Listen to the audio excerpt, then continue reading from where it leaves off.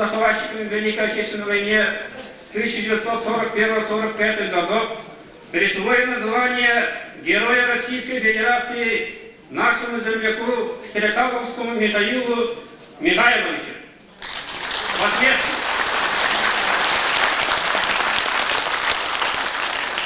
Звезда героя искала героя своего отважного сына якутского народа более 50 лет. Сегодня справедливость восторжествовала. Позвольте сердечно поздравить вдову героя Александру Михайловну Кокорину, детей, внуков, родных, близких, земляков, усолданцев, всех якутян, высшей заслуженной наградой Родины, присвоением Михаилу Михайловичу Стрекаловскому посмертно звания Героя Российской Федерации.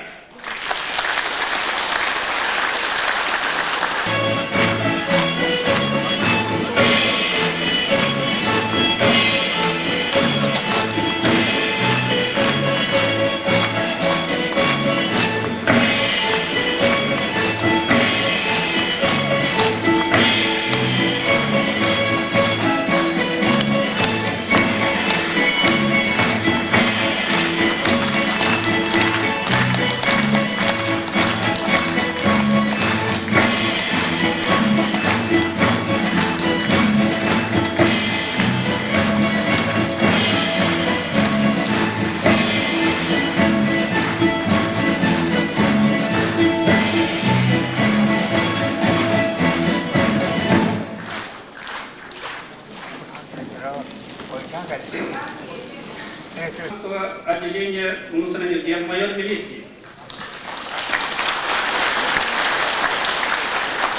Елговская Александра Михайловна имеет высшее образование, работает в вспомогательной школе в городе Якутске.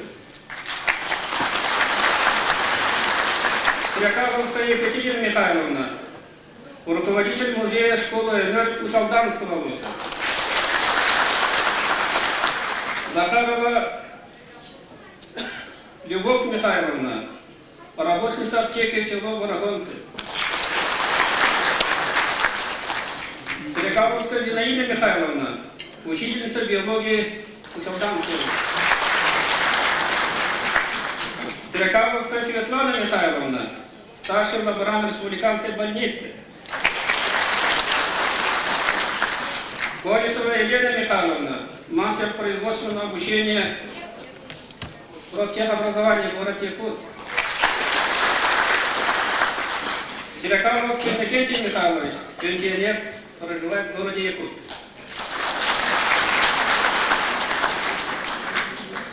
Стрекаловская Дарья Михайловна, по образованию экономист, поработала старшим инспектором сберкассы село Барабонцы, скончалась в 1986 году. Далее присутствуют внуки, правнуки героя Михаила Михайловича Стрекаловского. Бектавуллах Сахамгина. Уважаемые сограждане, стрелки часов истории перешагнули через полувековой юбилей, отделяющий нас от Великой Победы, и отсчитали первый год от второй половины столетия, который ведет нас к 21 веку. Однако уверенно можно сказать, что через многие века не померкнет подвиг нашего народа, его героической армии, которые вынесли основную тяжесть Второй мировой войны, сыграли решающую роль в победе над фашизмом и тем самым спасли мир от фашистского порабощения. 9 мая 1945 года закончилась самая тяжелая, самая кровопролитная в истории человечества война, навязанная нам фашистскими полчищами. Вместе с нашим народом все прогрессивное человечество встретило победу над фашизмом безграничной радостью. Наш народ в те майские теплые ночи ликовал от берегов Балтики до Тихого океана, Поэт Эдуард Асадов так описал те волнующие минуты. И в домах не в силах оставаться от таких волнующих вестей. Люди выходили обниматься на просторах гулких площадей. Вот она, высокая минута, музыка, букеты свежих роз, и в огнях победного салюта искорки людских счастливых слез. Парад Победы в июне 1945 года в Москве останется в памяти как светлый праздник Победы в спасении человечества от фашистского ига. Указом президента Российской Федерации Бориса Николаевича Ельцина о Знамени Победы отныне Знамя Победы органически соединяя славные традиции, заложенные Парадом Победы в дни торжественных мероприятий, связанных с ратными подвигами российского народа, будет использоваться наряду с государственным флагом Российской Федерации. Нынешний праздник Победы для нас, якутян, особенный. Указом президента Российской Федерации от 27 марта 1996 года в числе 5 героев России за мужество и героизм, проявленные в борьбе с немецко-фашистскими захватчиками в Великой Отечественной войне 1941-1945 годов, впервые из якутян звание Героя Российской Федерации присвоено Стрекаловскому Михаилу Михайловичу посмертно. Это еще раз свидетельствует о неослабном внимании руководства Российской Федерации ветеранам войны, утверждает ту непреложную истину, что героический подвиг человека никогда не забывается, рано или поздно оценивается должным уровнем. Михаил Михайлович совершил свой героизм в сентябре 1944 года. Какое это было время? Сделаем небольшой экскурс в нашей истории. Немецко-фашистские захватчики, хотя получили сокрушительный удар под Москвой, в Сталинграде, на Курско-Орловской дуге, еще не были сломлены. Полным ходом наращивалась колоссальная военно-экономическая мощь немецкой армии. Если индекс германского производства всего вооружения в феврале-январе 1942 года принять за 100%, то в январе 1944 года он достиг 241%, а в июле 1944 года утроился. К началу 1944 года Вермахт насчитывал в своих войсках 10 миллионов 329 тысяч человек, не считая своих союзников. Танковые дивизии гитлеровской армии получали новые танки Т-5, Т-6. Усовершенствованные штурмовые орудия впервые применялись ракеты снарядов Фау-1, Фау-2. 16 сентября 1944 года Гитлер издал приказ произвести быструю акцию на выпуске панцерфаустов. Эта акция, подчеркивал он, имеет решающее значение. Гитлеровцы создали на восточной границе Рейха сплошной оборонительный вал, равного которому по мощности в глубине они никогда не строили в годы Второй мировой войны. Они старались особенно плотно прикрыть Восточную Пруссию, заповедник милитаристов и юнкеров, промышленность Верхней Силезии, пути на Берлин, где они за один другом возводились на территории Польши в 7 рубежах. В этом же году Гитлер отдал приказ о направлении на фронт всех способных носить оружие. Наряду с организованными мерами фашистского военного руководства проводила политика террористического устрашения и свирепой идеологической обработки.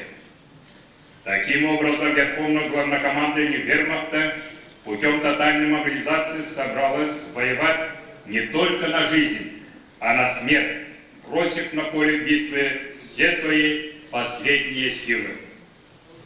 В это время плечом к плечу с русскими, украинцами, белорусами, казахами, киргизами вступили в пределы Европы воины из самой северной республики Якутии.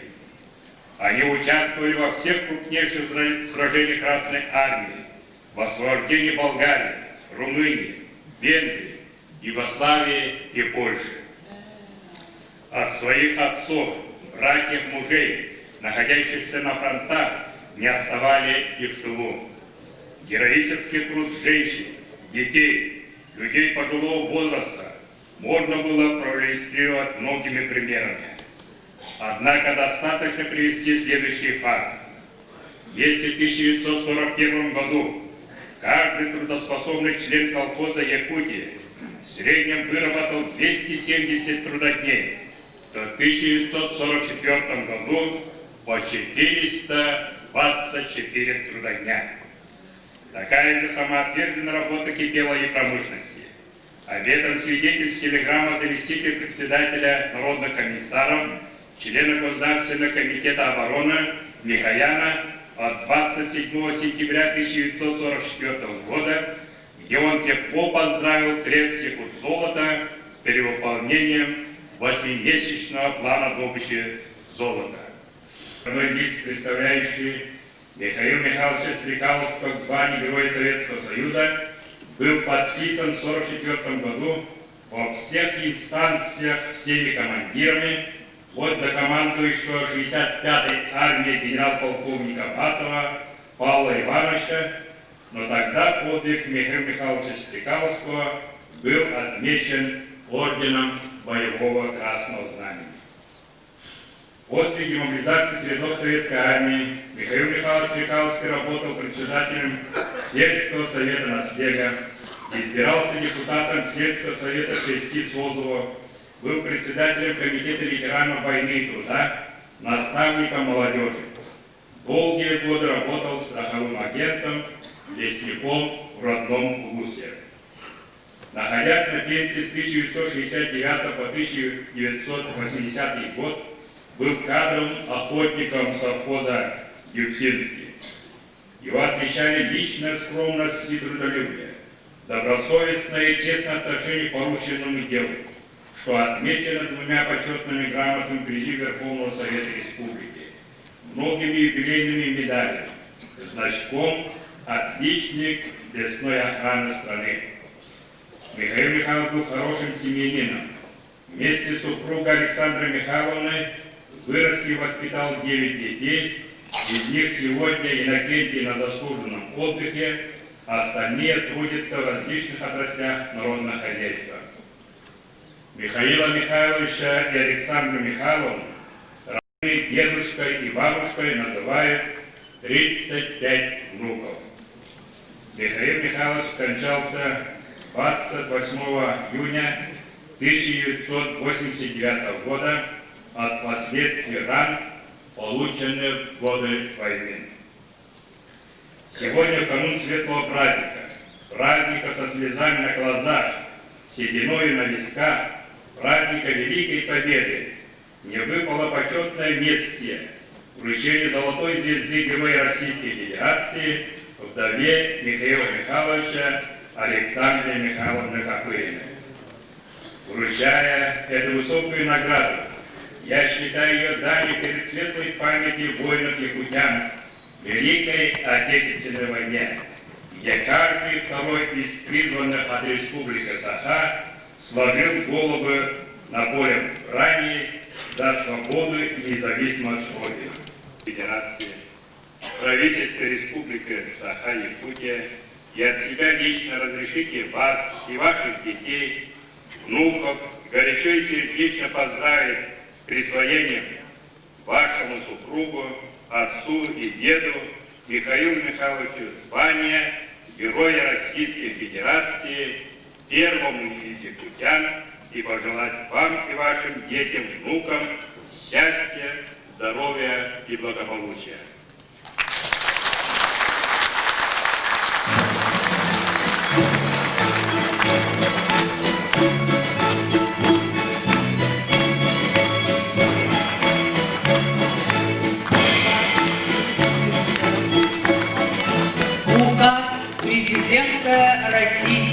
Федерации о присвоении звания Героя Российской Федерации Стрекаловскому Михаилу Михайловичу посмертно.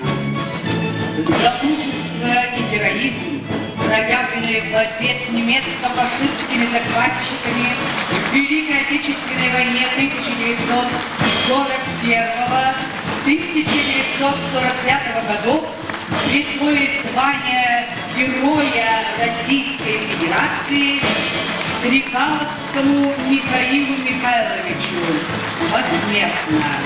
Президент Российской Федерации Ельцин, Москва, Кремль, 27 марта 1996 года, номер 432.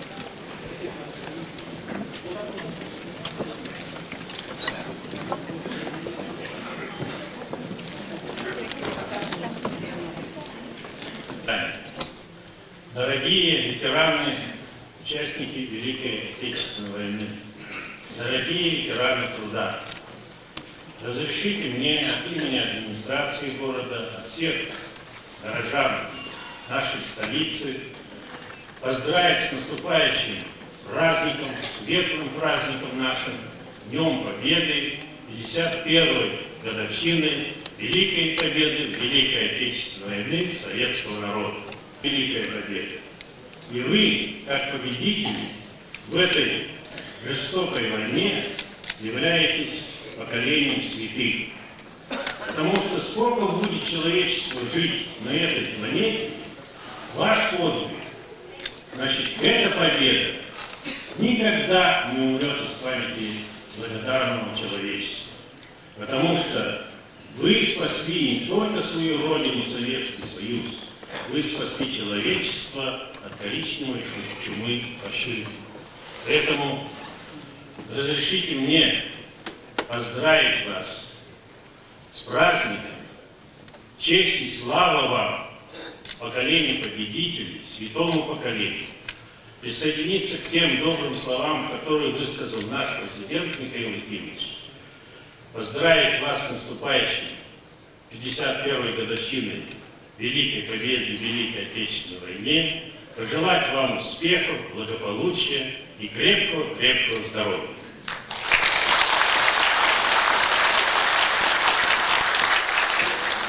Вчера Совет администрации совместно с городским советом ветеранов, участников Великой Отечественной войны, приняли решение, тоже решение, и решение такое принять.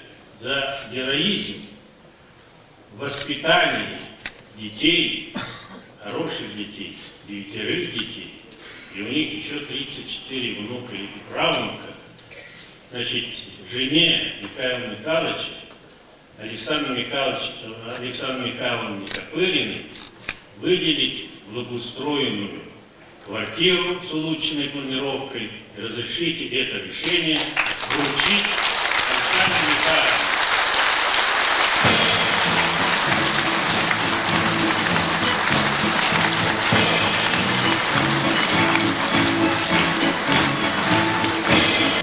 Seri, tığ, veteranların vaziyetleri, onunla birigi, umahanlık, umastır, sahibi senin presidiyenin, köyü bırakınlığından iki veskinlik adeliğin.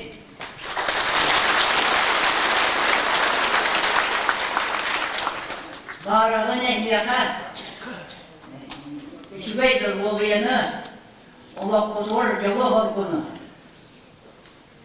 Bege, Mihayil Mihailovich Strokalvskay, Yefergettere, ağabeyler arasıya yer oyun adı инвалидитеттен берет окуя көрүштүбү. Уаттаак серике мегер деги абыт нахале ине дойдудун көмүшкөн хорсундук одуаттык оксуспуда. Серикеннеттен суаласта улетинен бар жонун берин ытыктабылын ылбыга. Тогуз ого амара аада көлжөксөт тиеней көнө жон сербету бар үлелир үлжаманы киледе. Кені сырдык кериехин кенчери ычакка өрүү сырдык өйдөрүл болуа. Нахале тогуз огода одут түбет сиене ağabırın ehlerin kolumundan duydularlar, canlarına sergelerler, duhalak can bulvaktır diyen beyan erenebey. Bu diyalanı duvarsulut, vanna diyar geldi, sağlık serin, bastafı birisi diyenler, Mehali yettiğiniz Nikolayak'ta, vanna uzaldan uluğun pahalılar, Akamasi Vasilis Miyakirna Nurahva Mahsanalı Kimlerge Var gönlünün var Etyeterlerine Siliyine Çevyen çevre doğruyunu Uycallah oğlu bağırır.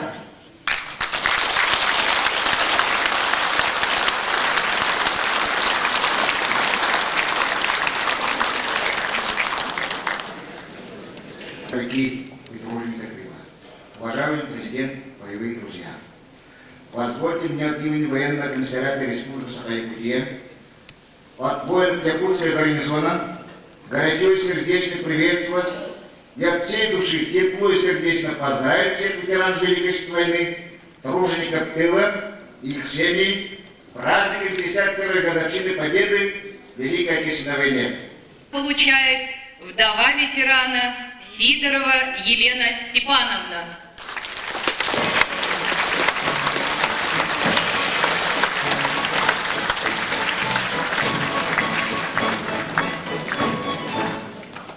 В ознаменовании 51-й годовщины со дня Победы в Великой Отечественной войне указом президента Российской Федерации от 19 февраля 1996 года медалью маршала Георгия Константиновича Жукова награждаются Великжанина Александра Степановна.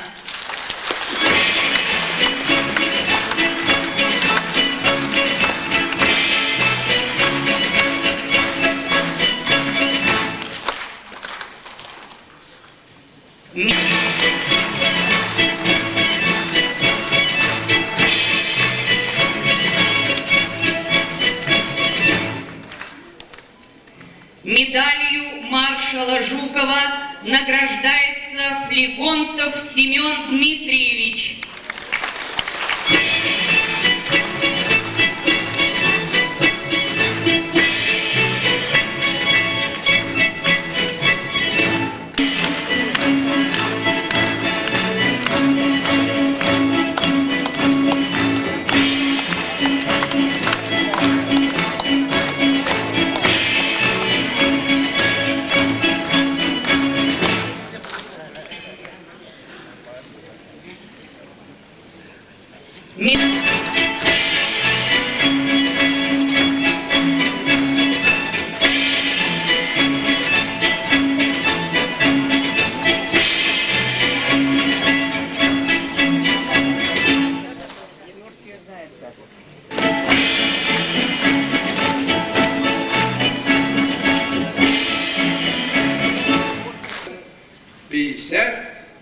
Один раз победы. Мы за этот период пережили 8 царей, начиная Ленина. Сейчас мы к 9-му царю живем. Ну, имеется в виду главе государства. Вот столько времени мы разные пережили. какие трудности, какие радости были. Но мы все равно держимся, как видите, боевые орлы сидят.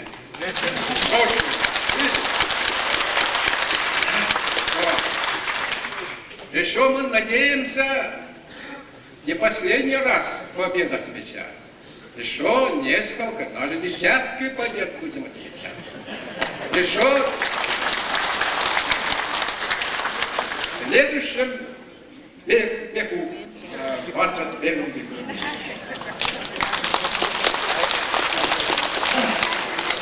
Потому что для этого есть способность. Очень сердечно, искренне вас поздравляю.